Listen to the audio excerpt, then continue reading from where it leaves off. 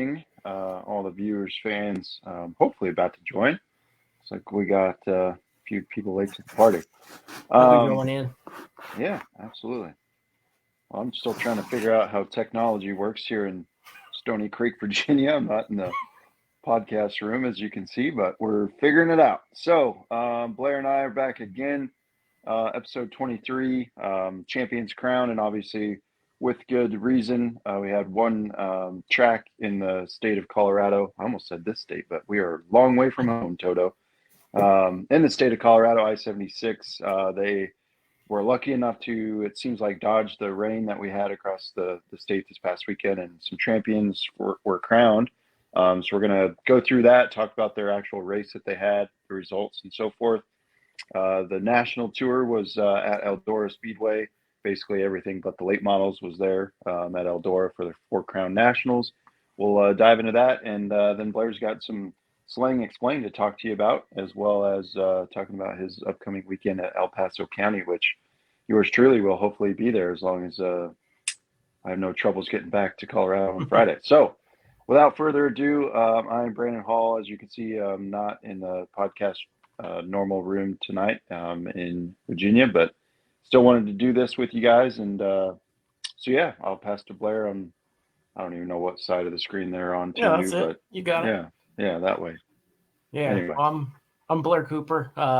Drive the number 32 Rhino Linings Bradley Chevrolet Sprint car, ASCS stuff. So So I figured I'd spice it up a little bit. Got to give some love. Yeah, I hear you. Bradley Chevrolet in Pueblo. If you're looking to buy, sell. I'm just kidding. I'm not a salesman. Kind of. They've been hooking me up with some good trucks, so they got a bunch on the lot. There you go. I actually quit chewing today too, so I'm sucking on these. It's not a plug. They're not a sponsor yet, but I decided chewing was not for me anymore, so I quit yesterday. So anyway, dad stuff. I'm getting fucking old. Yeah, you're my hero. You're my hero. You're always my hero. If you win this weekend, I'm climbing on top of the wing. Fuck it. Yeah, I can't use it next year anyway, so It's illegal. Yeah. Why? Why is it illegal?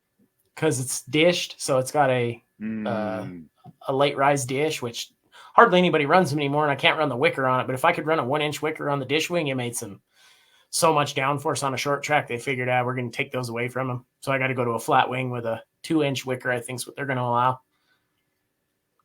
Yeah. If you couldn't see it, 2 inches. There's no hiding that sucker.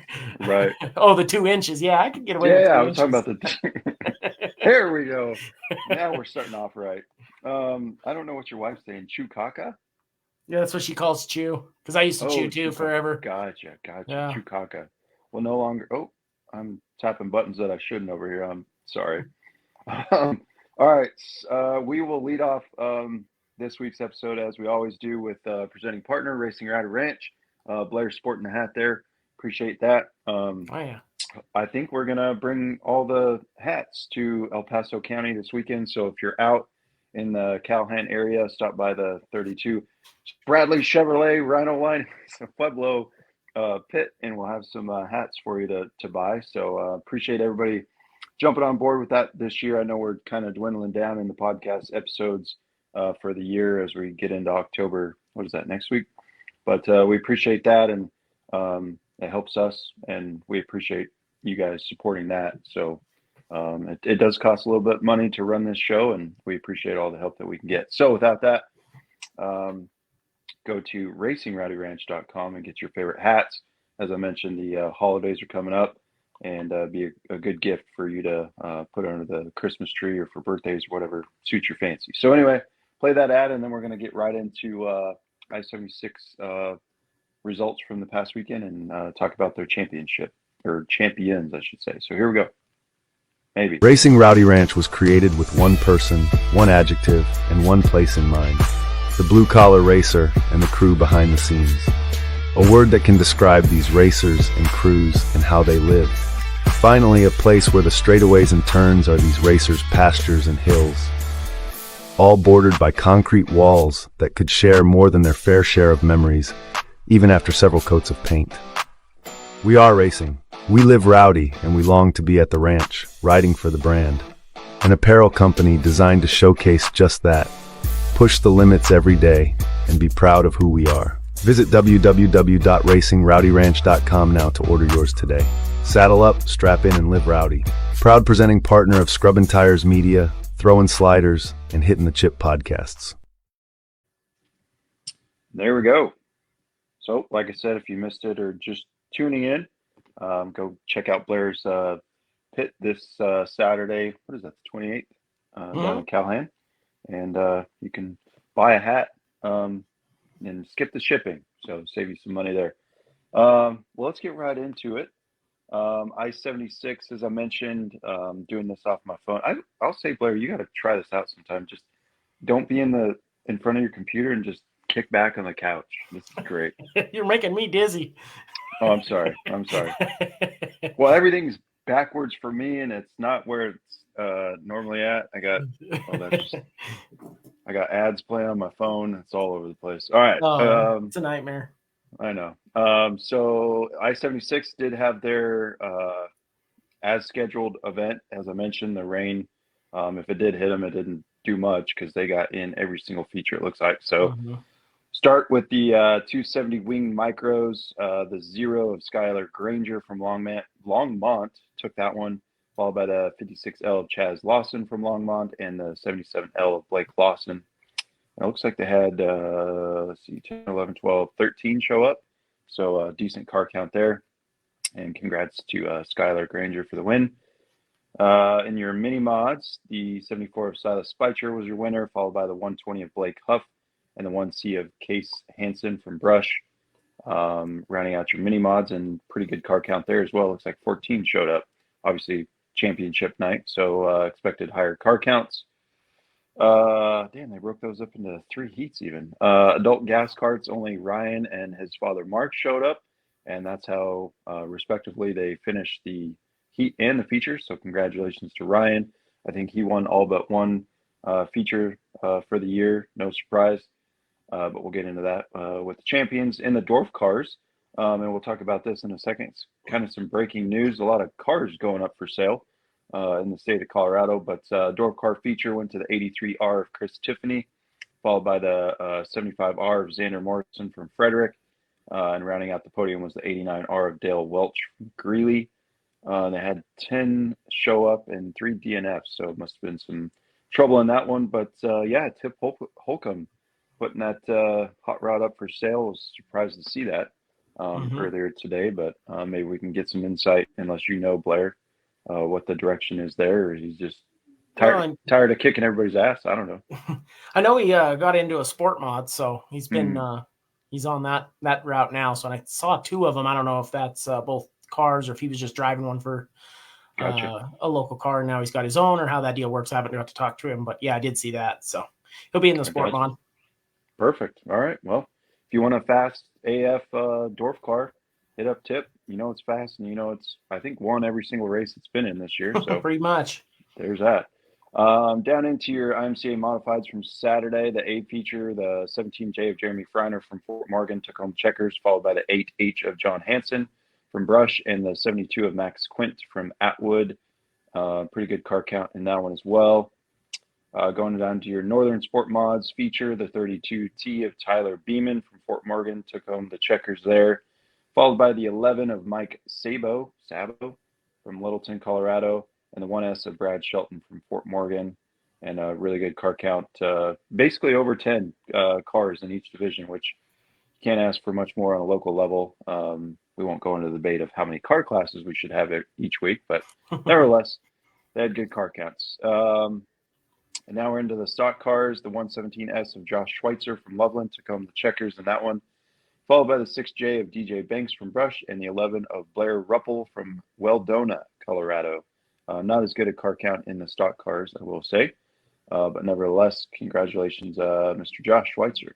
In the Thunder stocks, only 3 showed up, and they finished this respectively. The 6C of Phoenix Banks from Brush, the 50B of Brandon Hyatt from Castle Rock, and the WW2 of Jaden Alvarado from Kersey. And then in your, I guess some would say, the main event of the evening, the midgets. In the feature, looks like you had 13 show up. A couple did not starts and 2 DNFs in the feature. But Throwin Sliders podcast alumni Adam Trimble in the 5D coming home with the checkers there in the midgets feature, followed by the 45 Bradley Cox, the up-and-coming phenom, some would say, in the state of Colorado, followed by the 76 R of Keith. Is it Roch? Roch? Yeah, Right. always get it's tough too. Yeah, that's a good one. But yeah, so congratulations to alumni Adam Trimble. And I think the Frank Patoker Classic is now canceled. I don't know, because they moved championship night to this weekend in honor, which is obviously, as we learned on the podcast, his late not great grandfather, but just grandfather, Frank Patoker, and that was the reasoning for that classic. So I'm not sure what's going on there, if they're still going to have that, but we talked with Adam that he's never won that for his grandpa, so that'd be cool to see if he can get down there for that. Real quick, like the points, and as far as I know, they do have everything's posted as far as on my race pass and on the I-76 Speedway website. And they're running, I think, one more race, but it is a non-points paying. So this is as of Saturday, the 21st. In your mini mods, we'll just quickly go through the top 3 in each of the divisions. 81 of Fallon Noxon is your mini mods champion for I-76. So congratulations, followed by 42 of Riker Evans, and the 10L of Lucas Massey. So good job in the mini mods. Youngsters in the IMCA modifieds for I-76. The 17J of Jeremy Freiner is your track champion, followed by the 14 of Tom Quint, and I imagine kin to him, the 72 of Max Quint in 3rd place in the championship standings. And the Northern Sport Mods for I-76, the 100 of Jorge Garcia is your track champion, followed by the 1S of Brad Shelton and the 24 of Douglas Beeman. So congrats to your Northern Sport Mod drivers. In the stock cars, the 117S of Josh Schweitzer, which I do recall saying his name quite often this year, obviously from Saturday as well, but he is your track champion in the stock cars, followed by the 11 of Blair Ruppel and the 49 of Kevin Jenkins. In the hobby stocks, the 8B of Brandon Hilzer from Fort Morgan was your track champion, followed by the 3F of John Fowden and the 23 of Kenny Adkins. Thunderstocks, the WW2 of Jaden Alvarado and is your champion, and followed by him is the 50B of Brandon Hyatt and the 60 of Phoenix Banks. And it's telling me that's all for 2024 points, and I guess the others are more of the leagues and divisions. So congratulations to all your I-76 Speedway track champions in the year 2024. I do think they got the majority of their races kind of that were scheduled in, which is an anomaly in the state of Colorado with the weather that we've seen the last couple of years. So a lot of hard work and effort there, and congratulations to all your 2024 track champions. So I don't know, Blair, if you had a comment there, if you want to go right into talking about the Four Crown Nationals. Yeah, no, I didn't even make it to I-76. They took sprint cars off the schedule. They've struggled to put good shows together there for sprint cars for whatever reason, maybe just size and the surface or whatever. But it's a fun place. I mean, I've raced there, but yeah, no, everybody, obviously, if you win a championship pretty much in any division, you've kept it together this season. So it's tough, you know, in any class and at any, even just one track, let alone trying to do it in a series. So no doubt. Good on you. That's pretty cool. Yeah. Yes. All right. So that was the only division that was, I guess, like I said earlier, not affected by the rain that we had for both asphalt and dirt this past weekend. And we'll have more to talk about. I believe, like I said, Honor has their championship night this upcoming Saturday, the 28th. So we'll post the track champions from that track there in Pueblo. And I'm not sure, Blair, I'd have to defer to him on El Paso County when the championship nights are going to be run there. I did not have time to look. That's this race you're going to this weekend. Is it? Okay. All right. Yeah, well, yep. Next, and it's all open wheel. There we go. Next Monday night, we'll have more champions to crown here and give them some acknowledgement here, right here on the Throwin Sliders podcast. So, yeah, the Dirt and Natty kind of recap. Blair and I were texting back and forth a little bit on it. The Four Crown Nationals at Eldora. You had the USAC midgets. The what all did they have? Let me see here.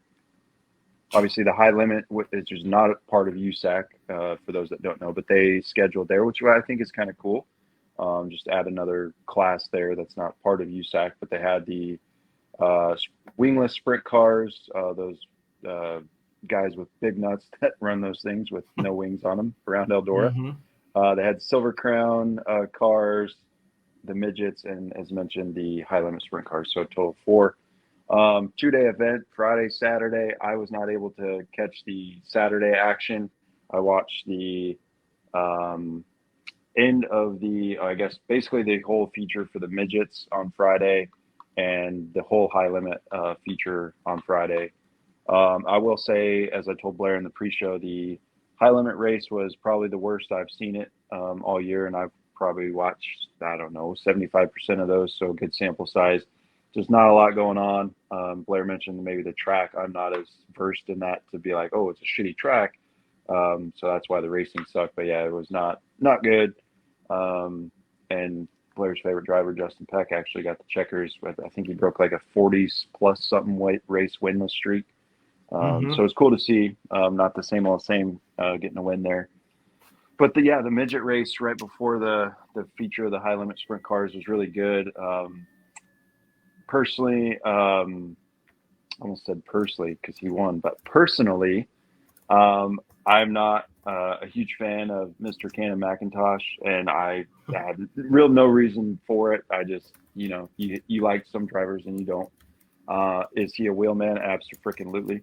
I don't watch as much as the midgets as I probably want to, just with everything going on. But yeah, he kind of made some mistakes and got into the wall, but it was cool to see him try to recover from his mistake in the couple of laps that he had left to just throw bombs. I mean, from bottom of the track all the way up to the top, almost, banging the right wheel off the wall again. But he came up short, obviously, as I mentioned, Pursley there on Friday night. And then it looks like he, not sure, was he part of that wreck, Blair, on Saturday? I'm not sure. McIntosh finished. Where the hell is it? Oh, I'm looking at sprint car results. That would be why. But last I looked, he finished. If I could find the damn thing. Yeah, I don't know. Oh, there it is. He finished 18th on Saturday. So clearly something happened. I don't know. I can't say, but I think he finished second or third on Friday. Obviously lost to Dason Pursley there, but I'm not sure if he got involved in that wreck or what happened there. But Dason swept the weekend in the midgets and also in the wingless sprint. He won that on Saturday, so a busy guy.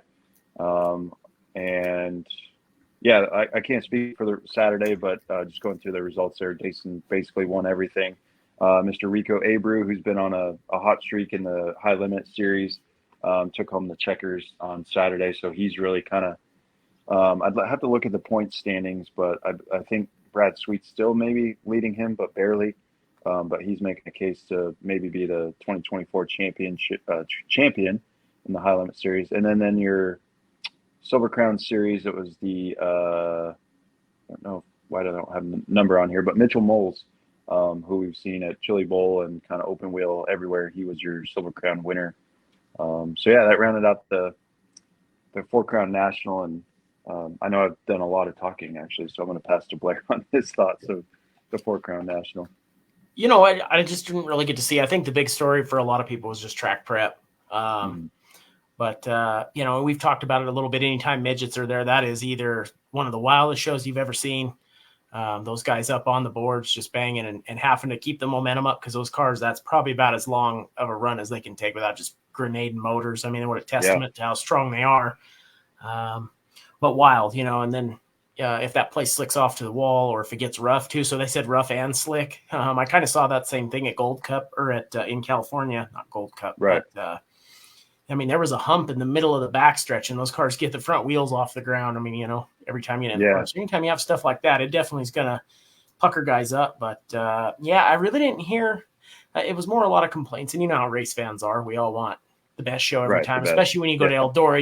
It's you just expect that to be one of the crown jewel places, but sometimes they're going to miss. And when they have that much racing going on, Dusty kind of sucks for everybody. But shit, that's hard. Yeah. Like I said, I can't speak for Saturday, but and I'm not a expert by any stretch, no claim to be, but it didn't seem like the track was, visually, aesthetically, like, oh my God, it's terrible. And they were throwing bombs and racing each other, but the high limit, the sprint cars were just trash. I don't know. It was bad. I actually was like, I think they went green to checkered in the high limit race. And I was probably texting you. I was like, or sending you something. I actually tuned out like 10 laps to go. I was like, well, this is stupid. So, but anyway.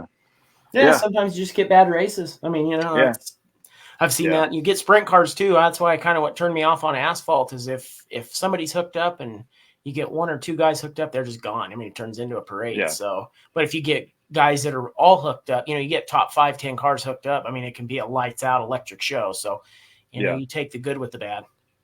Yeah, and we mentioned it Knoxville Nationals too. I mean, unless you're a Kyle Larson fan, you probably hated that race. Like green to checker for the second year in a row. And so it's just a product of it and is what it is. But yeah, let's talk about something I guess more interesting than the Four Cup or the Four Crown National. And we're gonna roll right into Slang Explained with the mastermind himself here. And to be frank, we talked about a couple ideas in the pre-show, and I have no idea what he's about to explain to you guys, but I'm all ears. Well, again, probably the only thing we needed is a visual. For those of you who don't know, they call it, we were going to talk a little bit, Brandon and I were discussing a Jacob's ladder and what that does. You've got a few different names for it as far as links and stuff, but generally most guys will know what that is. And it's on like a sprint car. It's on the right side of the car, in between the top rail of the chassis and the lower control arm, the bird cage and everything. It all hooks up right there and then onto the bottom rail. But what you can do with the Jacob's ladder is change the roll center of the car, which is you can start getting into some pretty complex math there on what roll center. We don't want to do that. Yeah, that's where they lose me. But basically what it does, if you see them, you can walk up to the sprint car and it looks like a W. And it's got straps on it and then a triangle coming out that hooks to the bird cage. And when you change the roll center of the car, it really is going to determine how the car sets in the corner. You're lowering and raising and moving the rear end around where it sits and the angle that's in it. So busted, you're sliding into the wall. Yeah, I've busted a Jacobs. So they're pretty easy to do, but now I got titanium on there. There we go. Lieutenant Dan, you got new legs. Yeah, so when titanium alloy made in the space shuttle. Anyway. No, it's just something and it's something I haven't really played around with a lot because you can really tighten up the car all the way around. And usually with the sprint car, the only thing we're always afraid of, or at least I am, is I usually don't ever have problems getting in the corner too much. Either that or I can muscle it in. It's always drive off. So when you lower the roll center of the car, you can tighten it up that way. But if you tighten it up all the way around, so everything obviously in a race car works in conjunction with something else. So whatever you add to, you're taking away from something else. But yeah, if you see them playing with the Jacob's ladder, it's the easiest thing to adjust as far as you just pull one pin, move the slot and stick it back in and you're ready to go. But a lot of that probably should be done on scales to start to see where you're at. And that's a static load. And then you get into the more complicated stuff is dynamic load, which you see like on the asphalt stuff. It's all done with pull down rigs so they can simulate actual travel through the corner, like a 7-post or something pull down. And but yeah, if you see guys jacking with those, I would say that's probably one of the rarer things I see them adjusting at the racetrack. I mean, I don't just go around keeping eyes on everybody, but yeah, I mean, you have a basic, that center hole seems to work pretty good. But yeah, it's definitely something you can change. And if we're struggling enough, that's something that we're going to play with a little more, but yeah, it's pretty simple. Yeah, I mean, you hear it from a guy that doesn't know as much about a sprint car, obviously, be the first to admit that. But you always hear, like, whether it's High Limit or any of the series that are televised or broadcasted, you always hear them, like, that's one of the first things when they're in the work area, like, oh, he broke the Jacob's ladder. And, this Jacob, like, it's always, like, I would say 8 out of 10 conversations, if they're in the work area, the Jacob's ladder has probably been brought up as, obviously radius rods and stuff like that being bent and broke and all that. Sure. But Jacob's Well, ladder. that ladder, they're just aluminum straps. So, Mhm. they're real. They're not made. I mean, they do take a ton of load, but they take a lot of vertical load up and down. If they take any type of lateral hit or anything like that, or if you smack the wall with the right rear, which is obviously that's most common, guys are going to hit either the wall or somebody else with that right rear. And if it bends it, or breaks it, they're pretty easy to do. So they're not made to take a lot of contact. Yeah. So, and everything's gotten so light. Did you see that bubble pop up on the screen? Mm-mm. Wow, that was cool. I don't know who just liked that was wild. Anyway, oh yeah, I saw that. Now I saw a little bubble with a thumbs up. I don't know who did that, but let me know how you did that. But yeah, no, I appreciate you going through that. Because you, like I said, you sit there as a dumb race fan sometimes, and I'm speaking on behalf of myself. I'm like, man, I really, when you watch asphalt your whole life, you kind of understand what they're talking about. Like in a cup race, for example, like they go, oh, you bent the whatever. And I'm like, oh, I know what that is and why it does what it does. But sprint cars, I'm like, well, I'm going to ask Blair the next time I talk to him. Sure. Well, and it's so funny because sprint cars are so simple. I mean, you're hooking up instead of like and I've had to learn along the way too, because that's kind of one thing that there's nobody else down here. I mean, I'm sure I could call Trimble up if I needed help or something. The guy's very smart, but like as far as there's one other Joel Mellon here in Pueblo West, he's close to my house too, but yeah, he's in P-Dub, but that's just we're in a place where most people don't, like we've talked about that a lot. They don't even know what they are. So I have to either get on the phone or do my research and then go test it. And I don't have somebody that's like, hey, this is exactly what it does. So a lot of ours has just been trial and error.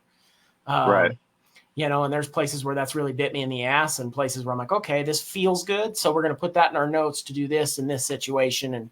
And those big budget teams and stuff, they can throw shit at it and just test and test and test before they ever go to the racetrack to race. But we don't have tracks that are locally available or, the time or the money to go just rent the track because there's nobody going to split the cost with me, That's so fair. it's like, you're all on your own. So we've kind of learned, you got 3 hot laps to say, hey, that was either absolutely terrible or this is something we're going to put in the notebook and maybe even do more. That's one thing we're going to get more involved is putting my car back on scales. We used to scale asphalt cars every week. Oh yeah. And now you can block these cars and I get a little lazy with that, but checking bar weights and corner weights and cross and everything, see what your adjustments are actually doing on scale so that what percentage you're actually cranking in the car and then better notes that way. Yeah, no doubt. So before we move on and I don't go back to the comments here. I didn't know if anybody else had a question, comment on Jacob's ladder, but so let's just hypothetically say you're struggling at a racetrack, not forecasting what's going to happen this weekend at all. But if you're struggling, maybe after the heat race or after qualifying, what in order is the Jacob's ladder that's the next adjustment you're going to hit? Is it top list, bottom of the list? It's down the list, I would think, for me, until we've really, and some guys it might be a lot sooner, but without having good data, we kind of try to do isolation of a few different, that's this year really, I think me being extremely comfortable in the car and able to race it at least to the ragged edge of just about wrecking it. Every lap that you're struggling and seeing where you're at and then backing off from there, driving it to its, I feel like, and I've heard from most guys, there's been a few things because that's on every sprint car, like even Lightnings, Minis, they all have Jacob's ladder. There's a couple chassis that had a patterned bar, but they don't make them anymore that I know of. But midgets, same thing.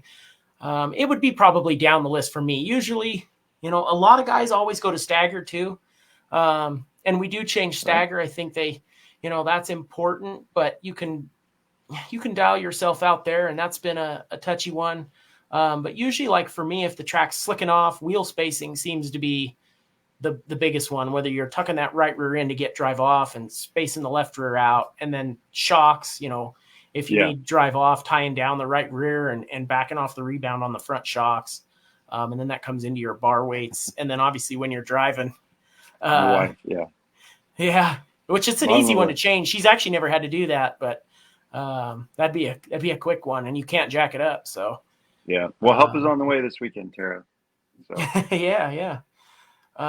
But yeah, there's a lot of things, and like I said, that's something I'm still kind of learning. We're just limited on the shows, and then sometimes you have to take the risk, and I've taken the risk in other places, and a few times this year it's really bit me in the ass. Yeah. So, but it's hard if you start changing. That's one thing I've learned. If you start changing everything, in fact, that's something you have to think about too. If you change multiple factors, each night you go out for the feature, and now I've really taken a shitload of stagger out of the car, and then I space the wheel, something I haven't done before. Well, the car feels worse. Well, what was worse?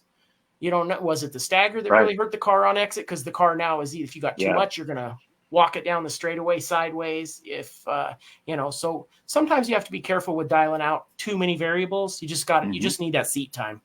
Mm-hmm. Yeah, no, it's a fair point. If you start making 2-3 adjustments at a time and it works or it doesn't work, then you don't know what to dial back, to click back. So, and if you're a rocket, then you just put that all in the notes and say, well, all that obviously works. Yeah. Everything there's always that trade-off. Whatever you do to one corner, that's what we always say. There's going to be an equal and opposite reaction somewhere else. Yeah. Is that Newton? So, and dirt's tricky. Yeah. Yeah. I mean, dirt is tricky because then also the track's changing every lap. That's what's been weird. Like with asphalt, it was really, you'd see guys, if they were a local racer or a race 3 or 4 tracks, they would develop a setup that was fast. They could basically stick within that unless tires change for the series, unless the track really got, say, worn out and abrasive over years time. But, slight adjustments, and you could really you could go back to that place and know you're at least going to be in the ballpark pretty fast. Like the only thing you really have to worry about if you're fast on asphalt, at least locally in Colorado, is what night of tires you're on because of the rules. And that's going to dictate your entire night, how well you're going to do. Other than that, if you have the same setup and you did really well the last race or whatever, and your notebook is good and up to date, you should have no problem. Obviously, there's, as we like to call in construction, force majeure, acts of God, like if someone wrecks in front of you, like you can't control that. But, anyway, to your point, it is drastically different. Yeah, I think that's kind of one thing, like at Colorado National, if you see those top 5 guys, whether it's Darren or Eggleston or Hansen or any of those guys, you can pretty much expect that they're going to be up there. Now, they may miss if the track temperature, different variables change, but, they're always going to be pretty fast usually. You don't see them going from first to where, like on dirt, some nights I could, Callahan, I've been 14th and I've been second, it's not, and it's like. When you see it, I mean, you see it in the national series with dirt guys, like Kyle Larson. Some say he's the best in the world. They call him hung money because he steps on his woohoo a lot, but he sometimes misses, and that's driver. That's Paul Silva, as an example. But yeah, it's and that's why I think dirt racing is the best race in the world, because it's not just you're chasing the track every single lap. You're not really racing anybody else. You're racing yourself, your car, and your track. But anyway. Well, and then you put the other drivers, like, especially when you get into the wing stuff. So that was a variable that I'd never, if you have, and even Spencer Hill made mention, he goes, you may have the best car for one lap, and then after that, hang on. And usually if you're dialed in pretty good, you're at least still, again, you're going to be in the ballpark. But that was another variable, is like the wing can really make up some places, but everybody else has that wing too. So, and it's adjustable. So it's not like you're stuck with what you got. Yeah. So for us, and that's where wingless, like you'll see guys with cockpit adjustable shocks. So they give you a little bit of variable on how to load the car up in the corner and stuff to try to make them all even. But when you have it and everybody else has it, it's like, well, it didn't get any easier. Yeah. No, that's a good point. And it brings, I mean, we could get into a debate, which obviously we run the dirt side of the house for Scrubbing Tires Media, so we're biased. But it's a good point that you bring up about, as Spencer Hill mentioned, your car could be the greatest for one, and it could be the same on asphalt too. Sure. But some might set up in the feature like, hey, let those boys get up there and try to lead all the laps, but I want to lead the last lap, right? And we're going to set our car up to be, 10th place, and then it's going to catch on. As long as you don't burn up the right rear, it's going to catch on and you're going to drive to the front. And that's what really makes dirt racing especially exciting, because, you watch a high limit race, and I know I use that term a lot just because as I mentioned, I've watched a lot of them this year, but you can, I mean, not all the time, like the front runners who qualify well and win their heat races and stuff, usually they're going to be up front in the A main and doing well too. But you see those guys like a Corey Day that just rips the boards, and here he comes with 5 laps to go, and you're like, where did he wasn't up here the whole time.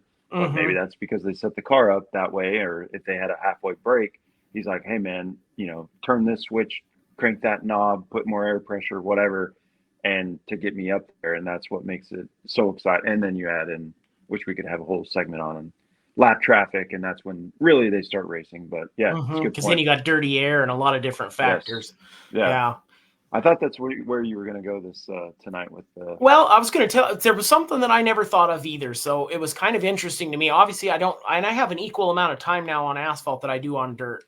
Pretty close. I still might have a year more on asphalt. Anyway, it's getting close. But driving all the cars that say, I mean, most race cars have downforce. The only thing I've driven that didn't really have downforce was the Legend car. I mean, it was just a skatey short wheelbase thing. So yeah, there was nothing on the back end. But even like a super late, you can feel, or I'm sure the modifieds or anything like that, anything with a spoiler on the rear end, as you increase speed, you're going to increase downforce, and load on that rear end holds that thing to the ground. Well, it's so drastic with the sprint car that air density, like we always check ADR for the motors and everything else, and how it was described to me. Here's some slang explained for you. And I had Rick explain it to me, because air is so critical with the sprint car, whether it's the air going in the engine or whether it's the air going over and under the wings. So like, say you have an ADR of 74. So that our little computer, we pull up what we got, it to ask you your engine RPM, cubic inch, what fuel, how hard you're going to spin it. And then it takes an air sample and it spits out a number. Well, that's the pill that you put in your main jet. And it's how much fuel it takes away from the motor, so that you're not, because I mean, I got a garden hose fuel line that runs to the motor and feeds that thing. So, and then you have a high speed, but that we'll leave that out. So a high speed lean out, and all these outlaw guys and everybody are running those. Well, when you have say the air density in Casper was 74, it was explained to me that if you have a box that will hold 100 parts of oxygen, let's just call it air, oxygen in that box, that's as much as it can hold. Well, now you go to Casper and it's 74. So there's 74 parts of oxygen to burn available in that box. So now you're going to have to lean the motor out, because it can't burn as much fuel. There's not as much oxygen to detonate. Right. So that's how we subtract fuel. Well, that also affects air on the wing, and you can feel it. So like when I was in Kansas at Dodge City, the air was so heavy. It was like a 86 ADR. Yeah, super, super heavy air. I mean, they even have better than perfect air. So there's places where you can get over 100. They would call that better than perfect, but that's pretty rare. Where's that at? I mean, you can even like Skagit, where my car came from. Some nights they have perfect air. So obviously you're going to be in Washington. Washington. Yeah. They're like, I think their elevation's like 45 feet where my motor was dynoed originally. I've heard it gets really close. They've gotten close to perfect air. But anyway, there's a lot of combinations and factors. So like when we go around Dodge City, you can feel the air on the top wing be extremely heavy. It just feels like the car has a ton of downforce. And then obviously that's going to hold moisture in the track. But then you go to a place like Casper, where you're really high in elevation. You've got low ADR. And I would even get behind somebody, and the dirty air didn't affect you near as much, because that wake is not as condensed. Right.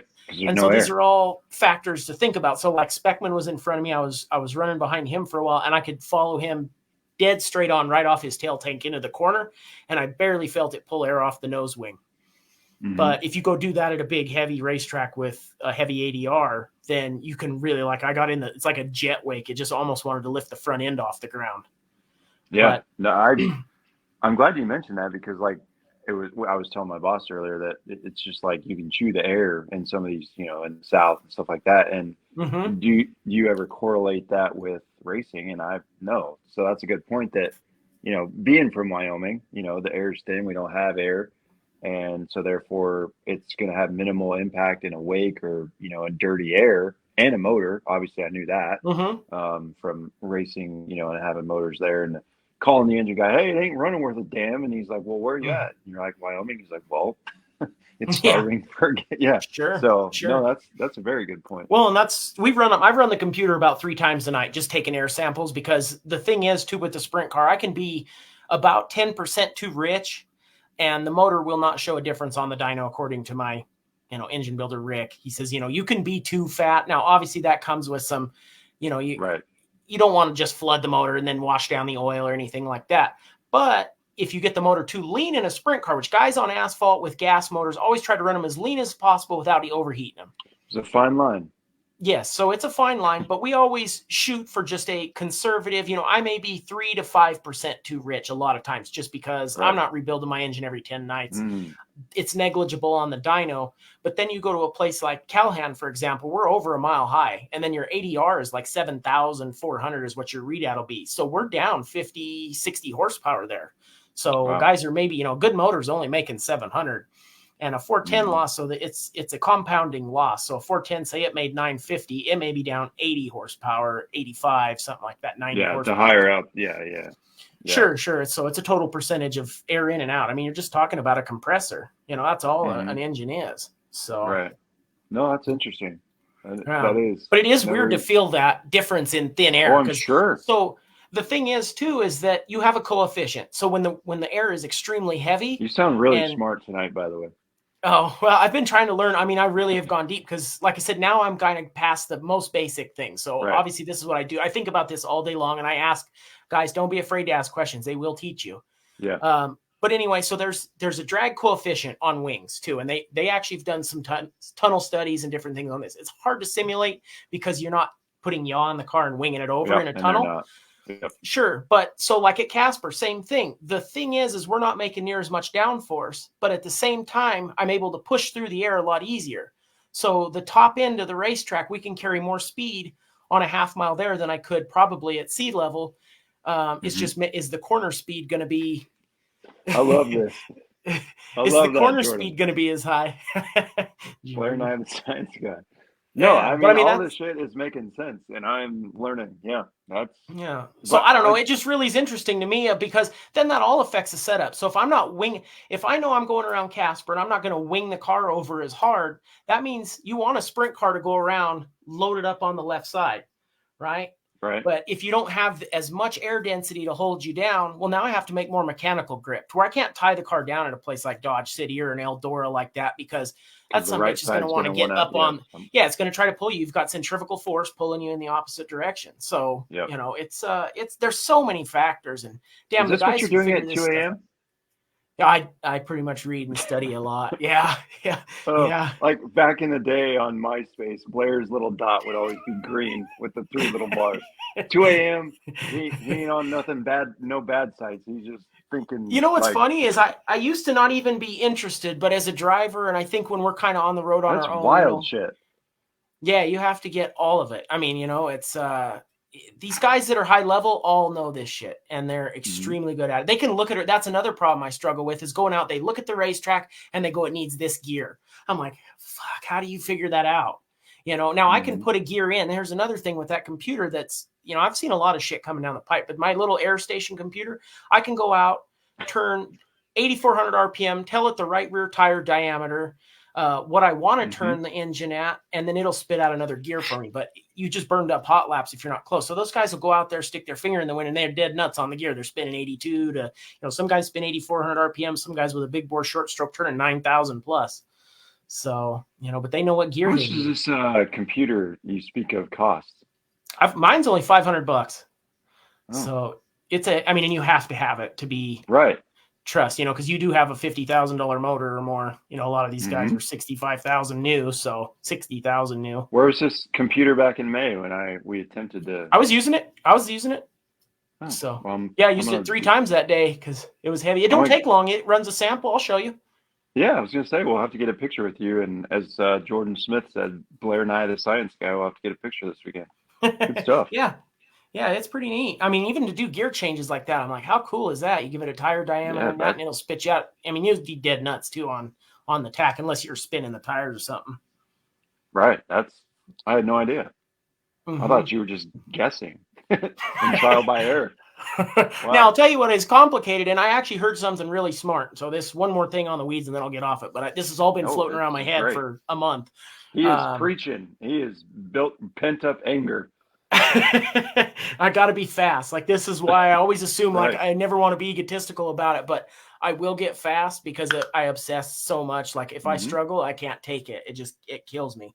I said, I'd rather die than be slow. So, I did hear a guy, I thought it was pretty creative. Adam Speckman was actually telling me about it when we raced last time so you have your high speed lean out too. So the motor's spinning so hard and that fuel pump's making so much fuel that you can't possibly eat all of it. I mean, our CFM, you've seen my stacks. They're this big around each hole for each cylinder. I mean, you're just drawing. I don't know what the CFM is, but it ain't a 750 carburetor. They look like fucking, exhaust pipes coming out. Yeah, it's exactly. They're 2 3/4 inches on each one. So I heard something creative because I struggle to know when the high speed kicks in some places. I'm starting to get better at feeling it, leaning the motor out, but the high speed will evacuate excess fuel. So you have your main pill, like we talked about, which you set, and then on the dyno, they set your high speed so that when you're making excess fuel from the flag stand to the corner, and you say you lift or before you get in the corner, it will start evacuating fuel so that the motor's not just loaded up in the center of the corner. Well, you want that high speed to come on around the flag stand and start slowly releasing, evacuating back. Yeah, well, this guy, I can't remember his name, but he put a light, like a dummy light, so that he knew to tune the high speed. When it came on, that dummy light came on. As soon as the high speed opened, that light came on, and everybody thought, what the hell is he doing? They could not figure out what that light was for, but eventually he told somebody or something. I was like, man, just the little shit these guys come out with, but they all thought he was cheating something up with traction control or anything. He just wanted to know exactly when the high speed came on. Yeah, no, that's fair. Yeah. Yeah, Sammy, we've heard Lake Ozark, they make horsepower for sure. Yeah. I would like to go there sometime. Oh, that's a cool place. Yeah, we're going to get down there. So I know they race a lot. It looks like fun. Yeah. I have seen it get rough. That's the only thing, Sammy. I mean, we've watched, I think I sent you that video where they trashed 8 360s in like 5 laps, 4 or 5 laps. Ozark? Okay. Yeah. Ryan Timms ended up winning it, but I mean, just guys buckle up and hang on. I'm like, quit hitting the rut. You just saw 4 other guys do it. Yeah, I'm pulling that up actually right now on my phone. But yeah, it's that's a cool place. But yeah, that's the only thing I'm like, damn, if I tow down there, because a lot of times they'll get rain. And boy, you know how that goes for any of those heavy tracks. Yeah. No, that's the shit you think about, man. Which is like, I don't mean that in a bad thing. Like that is that's next level shit. Yeah. Like I said, a sprint car is so simple that the basics you can get covered. I mean, and then it's always tweaking your setups, testing, keep it off the cushion. Shit. But that, your baseline stuff is pretty simple on a sprint car.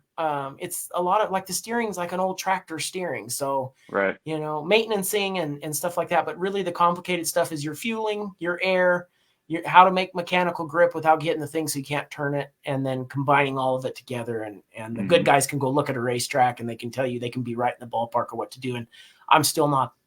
There's 2 things I found out I'm not that comfortable with is being dead on with knowing what the dirt's going to do. And then also I still, as much as I hate that, I'm not 100% to run it wide open to a rubbered up cushion like at Casper we talked about. It was rubber on a cushion, and you're around the middle of a big half mile. And the first 2-3 laps, it took me a couple laps. And shit, by that time, Haygood and Kelly Miller and those guys were, they had put 3 seconds on me. And I mean, you might as well be in the next city by then. And I started making up ground at the end on a few of the, Speckman. And I mean, I ended up getting door to door. But shit, if you're not absolutely positive the first couple laps, I'm like, I need a backup car because that kills my season. It's so close. Yeah. You're on the ragged ass one edge. decision. Yeah. I mean, and it was this. I mean, I was lifting probably, if I had to realistically say, about 0.5 tenth sooner than they were. And that much corner speed carrying through just murders you. Wow. So it's like, you better have the balls to be wooded. And I'm like, well, it's not that. It's just 2-night show. And I've never raced it. I haven't seen it yet. My ass doesn't know exactly. And my foot didn't know exactly what it was going to feel like.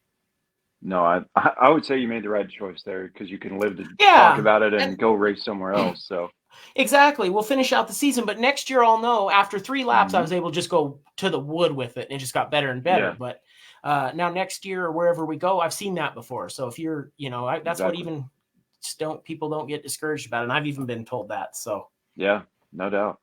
Yeah, I was gonna say, it just blows my mind, especially being in a area of the country that is, humid and it's just heavy and you can chew through it. Like, you don't think as a race car driver, it affects us as humans, right? And our, if you want to get all freaking scientific, our lungs and our organs are our motor and our ticker and our compressor. Sure. Same damn thing for a car. And you don't think about, you strap a damn huge ass dish on top of your head, walking around in the heavy air, how that would, so that's good shit. I'm going to go to bed thinking about that, among other things. But Yeah, sorry. Now I talk forever. That was good. As Blair and I were talking earlier, we obviously talking about the local champions and the results and the little bit of the national that we we did get to watch and talk about amongst each other.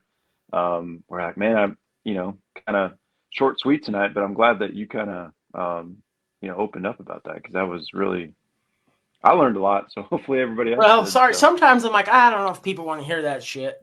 We always want to hear it. All right. Because chances are we don't know, for one, like, I'll call myself out. I didn't even think about that. And for two, if there's someone, like Blair or like myself, just different with the outlaw cart, like I knew nothing about it, watching YouTube videos and watching other people and texting other people, that's how you get better. So if you help one person out by what you said tonight, then that's a win for everybody. Like if there's someone struggling out there, and you just said, and they can go out there and be like, wow, I had no freaking idea, I'm going to change this. And then they go get better, even if it's a position or a 10th, then Blair helped us out tonight. So I love that. And that's all stuff people pass on. I mean, I've really just ask, that's one thing. If you're at the racetrack and you're struggling, find somebody that's fast, and they might not give you everything, but I mean, once you get fat, but most guys, they're not going to point you in the wrong direction. Yeah. That'd be weird if they did, but.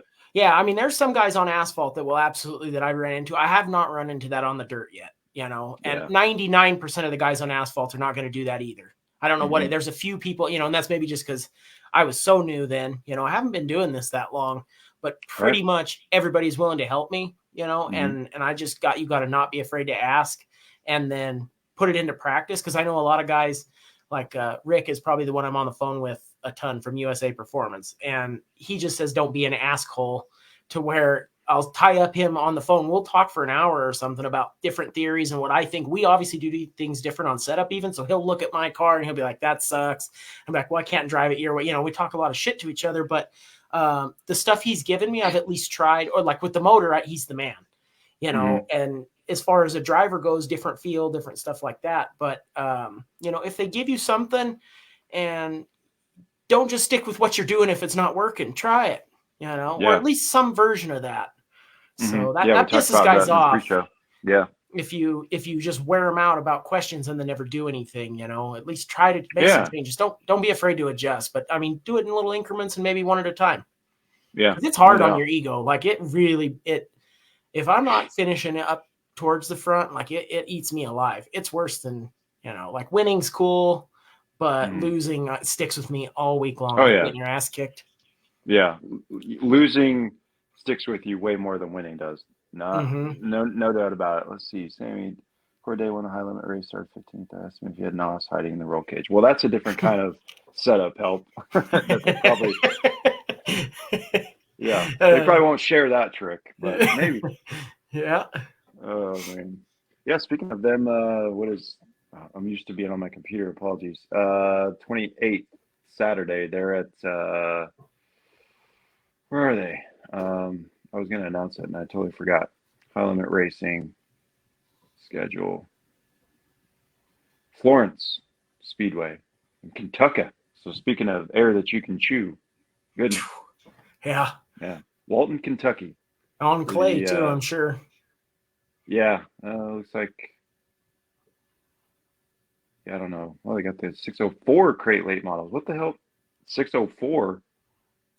That's kind of just been like a sportsman budget. That's like even some of the series here, they got a mix of guys, so they get the weight break. It's just more of your regional. 602 was the motor, not a 604. 602's sport mod. So 604 has, I think, 50 more horsepower, 25 or 50 more horsepower. So they make around 400, I believe. That 2 extra cubic inches. That's what I tell my wife. If they were 604 cubic inch, that'd be a big bitch. Woo, yeah. Anyway, before we go down that rabbit hole. But yeah, so we wanted to, I guess, apologize since Blair and I are the first ones to have a podcast episode this week. If you did not catch any of the last week's live episodes, we have no idea what's going on. Obviously, maybe some of you saw us going live randomly last week to try to correct it. The StreamYard, the platform that we utilize each and every single week, they're experiencing issues where after we post the episodes live on our Facebook page, what you're viewing now, it cuts to the end and does not let you watch it again, and just kind of goes to the outro. So you get to hear my voice and Bryce Holcomb's beautiful outro on repeat if you try to go back to watch it. So we apologize there. Everything's still fine on Spotify and Apple and everywhere else that you're listening to them. But if you are trying to go back, I think it's working on our YouTube page, so we're good there. But if you're trying to go back on Facebook, we apologize. We've let StreamYard know, and they're adamantly working on it. So just wanted to apologize in case it happens again this week. But again, if you love seeing Blair and I's ugly faces, it'll get corrected, but at least you can hear our wonderful voices elsewhere. So just wanted to throw that out there. And shout out Jake for catching that, because I was like, why is it showing Scrubbing Tires Media live at 2 a.m.? Again, when Blair was up thinking about race cars. So anyway. Yeah, nonstop. It's an obsession. I'm just like that. That's my personality. I don't know why. I've always been like that. That's why if I put my use to good stuff, it's good. And if I went down the bad rabbit hole, it'd go the bad man. So. Yeah. If I had a drug addiction or something like that, it would be full sail. That's why I don't drink or anything anymore. Yeah. I would be not alive. Yeah. So. Yeah. But anyway, yeah, I appreciate that, Blair. That was a great conversation, and like I said, I hope everybody else learned just as much as I did. So yeah, we are gonna get back to normal. I will be home obviously Monday. I wanna get Blair's thoughts, quick takes, hot takes, if you will, on Saturday. But before I say this, we'll have a normal episode next week. Announce the track champions for the divisions, not the sanctioning bodies, but the divisions that can announce track champions from, as we mentioned, Honor Speedway and El Paso County Speedway. The weather looks good, knock on wood. I think this is not falsetto wood here in the Fairfield. This is actual wood, so we're good. But yeah, we got that on deck for Monday, and then hoping Blair can maybe round up another great Slang Explained. If Scotty Bremkamp is watching, apologies for no Cars Gone Wild this week. I'm limited. I am not an Apple person. I think last year, maybe 2 years ago, when Jake Jordan and I did this, and I was in Odessa, Texas. I'm doing good, folks, to even get to this point to go live with you, not at my home base on an iPad. So I don't want to be clicking buttons, because God knows what would happen. I'm an Android guy, so nevertheless. Anyway, some little Asian pop up on there. Oh God. I'm not gonna go. We're gonna get canceled if I can. Yep. Yeah. All right. Especially that mustache. Oh man. Offering free mustache rides this weekend in El Paso County. It's good though. I like it. Makes me look some type of way. I don't know if it's for the best, but anyway. Hot takes this weekend. What can we expect from the old 32 Dream Machine with Bill or Blair Knight, the Science Guy behind it? Yeah, championship night. It's all open wheel. In fact, I pulled this up, and you know what? Shame on me. I don't know the dirt track history of the area, but it is the Randy Roberts Classic, and apparently he was legit, I believe, in the Colorado Motorsports Hall of Fame. So I'm gonna have to do a little research on him, a little bit of the history. Who did that? Who did the bubble? I need to know how we do that. I don't know. Anyway, sorry. It must be new. But no, that's okay. But anyway, it's ASCS sprint cars, midgets. So Trimble will actually be doing double duty. Micro sprints, the vintage racers, Warriors. Of course, I guess Warriors aren't open wheel, but everything else is open wheel. And and so I'm leading by 2 points over Trimble, even though he's had a much better year than I have. But anyway, I've managed to do a war of attrition there and stuck it out. So I believe that's one spot on the racetrack. So at least we're both going to go for it. You know, I mean, there's. So is that for the Western, or is that for the track? Yeah, that's for Western Plains region. Yeah, so that would be the Western Plains tour. So there was like four or five tracks involved in that we went to. When does that end for you guys? That's for the it. Western That's Plains? it. This weekend. That's it. Yeah, this is the championship. So it's down to me and Trimble. We're 2 points apart. Oh shit. Yeah, are you sure you want me coming? I don't want to. Just come hang out. But yeah, I'll just watch. No. Yeah, so this one's for all the marbles. Wow. So yeah, there's a pretty big disparity in purse too. If you win the championship for a second, I'm not sure exactly what it is, but I think it's like double to win it. So I definitely like to put some money in my pocket. Free double quarter pounder at McDonald's, or we're talking double? I think it's a few $1,000, so at least $3,000 or $3,500 to win, or $3,250 to win it. So like $1,700 for second, or something like that. All right. So, well, Dustin and I will stay clear of the race car, and you and Tarek can keep doing what you're doing. If you're selling shirts and hats, we're good to go. But come hang out. I can do that. Yeah, I can do that. So Danny said he hopes to meet you. It'll be pretty disappointing for you, Danny, but wow. I'm a nice guy. I'm just kidding. I'll have hats to sell. I can sell Blair Cooper t-shirts. I mean, I can let air in and out of a tire.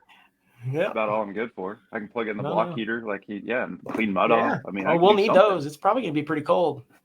No, what did it say? So for sprint cars in the evening, it's pretty cold. Get that motor warmed up. But let's see, Cowhan, Colorado.